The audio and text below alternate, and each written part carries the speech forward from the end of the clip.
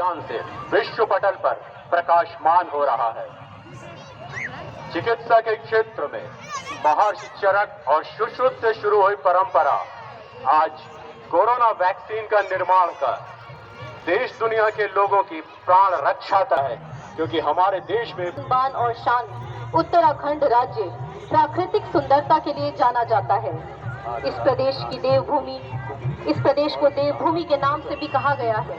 हिमालय की बर्फीली चोटियां, हरी भरी हरियाली, अन्य प्राकृतिक छटा इस राज्य की सांस्कृतिक विरासत को दर्शाती है। उत्तराखंड राज्य की संस्कृति के विषय में कहा जाए तो विभिन्न धर्म, मेले, त्योहार, लोक नृत्य और संगीत इसमें शामिल किए जाते हैं। उत्तराखंड की संस्कृति बहुत ही प्राचीन और अनुकरणीय है। उत्तराखंड की संस्कृति के कई रंग हैं और इस रंग में हर कोई रंगना चाहता है। भारतीय ही नहीं, अभी तो विदेशी भी उत्तराखंड की संस्कृति से प्रभावित हैं और अपनी जीवन शैली में यहाँ की विशेषताओं को कहीं न कहीं अपनाने में तत्पर हैं। उत्तराखंड की महिलाओं की वेशभूषा, यहाँ के लोक नृत्य, लोक कला, रहन सहन और खान पान पर्यटकों को आकर्षित करते रहे हैं। देवों की धरती है जो भारत माँ का आंचल है, जहाँ पर बसते बद्री नारायण है, वो मेरा उत्तराखंड है। मंच की तरफ बढ़ती हुई पांचवी झांकी जो भारत में महिला सशक्तिकरण एवं दिव्य कृतियों से भरा है, वहीं रजिया सुल्तान, रानी अहिल्याबाई होलकर, जीजाबाई, रानी दीदा के यश से ओतप्रोत है।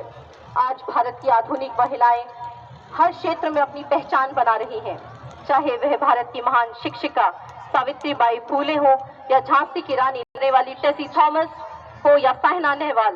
पूरे विश्व में हमारा ही देश ऐसा है जहां भारत भक्त, भगवा और भगवान का अनूठा संगम समन्वित है। आज भारत देश इसी आध्यात्मिकता की दिशा की ओर बढ़ते हुए चतुर्मुखी विकास कर रहा है तथा संपूर्ण विश्व में अपनी प्राचीन ख्याति को प्राप्त कर रहा है। इसी को प्रदर्शित कर रही है ये झांकी। संरक्षिका श्रीमती टी सौम्या को मुख्य मंच की ओर लाएंगे।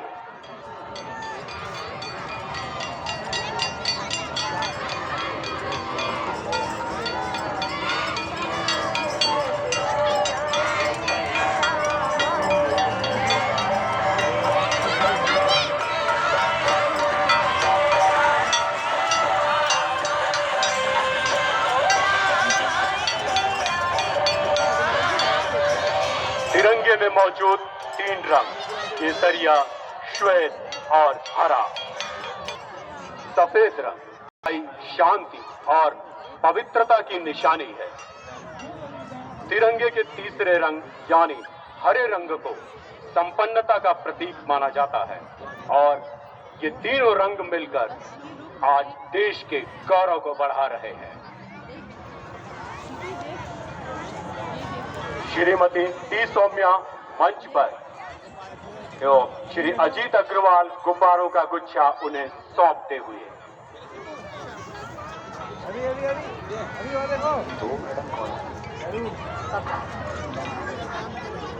छोड़ने के बाद पहुंच दीजिए। श्रीमती टी सौम्या गुब्बारों को आकाश में छोड़ती हुई।